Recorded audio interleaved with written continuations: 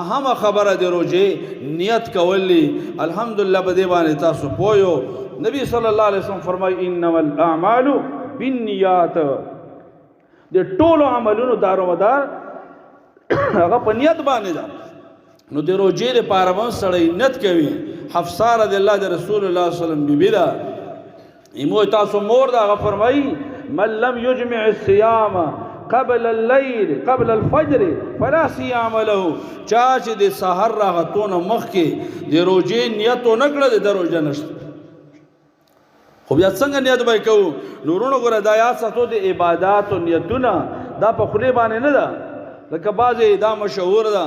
وبصوم غد نویت من شهر رمضان دا د رسول الله صلی الله علیه وسلم نه ثابت نیت معنا قصد او اراده ده یاد ما او تا قصد او اراده ده چې ما مسخوتن زو ته قاری سے پسې ودرېګو قیام اللیل کو تراویح وکړو او ودرېګو دا نیت او اراده چې ان شاء الله مون سحر ته روزه نسو دا پښمنی ده چې مونږ را پورته شو دی وخت اوچر د خوراک نه کړه اوسې کوو وجه سحر ته مونږ روزه نسو دا نیتونه دي ټول ان شاء الله دا پدې هر مؤمن په ذهن کې پروت او دا کوي په دې نیت باندې را پورته کی نو پښمنای دا او دا نیت دا انتهایی ضروری ده